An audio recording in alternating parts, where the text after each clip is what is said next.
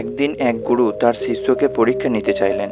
তিনি শিষ্যকে ডেকে বললেন, যাও বাজার থেকে একটা কাঁচা ফল নিয়ে এসো। গুরুর কথা মতো শিষ্য বাজার থেকে ফল নিয়ে এলেন। গুরু বললেন, এখন তুমি এই ফলটিকে গালি দাও, খারাপ কথা বলো। শিষ্য অবাক হয়ে গেলেন। গুরুর আজ্ঞা মেনে ফলটিকে গালি দিতে লাগলেন।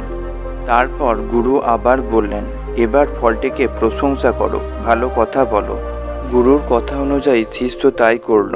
গুরু তখন শান্তভাবে বললেন, দেখো ফলটা গালি শুনে নষ্ট হয়ে গেল না, আবার প্রশংসা শুনে বড় হয়ে গেল না।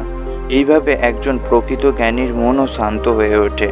অন্যের রাগ বা প্রশংসা তার শান্তি নষ্ট করতে পারে না। এই গল্প থেকে আমরা শিক্ষা পাই, জীবনে অন্যের রাগ বা প্রশংসা আসবে যাবে, কিন্তু যে নিজের মনকে নিয়ন্ত্রণ রাখতে পারে সেই সত্যিকারের সুখী হয়। অন্যের কথার উপর অতিরিক্ত গুরুত্ব না দিয়ে নিজের কর্মের উপর গুরুত্ব দেওয়া উচিত। এই রকম নতুন নতুন ভিডিও পাওয়ার জন্য BWM বাংলা ইউটিউব চ্যানেলকে সাবস্ক্রাইব করে আমাদের পাশে থাকবেন।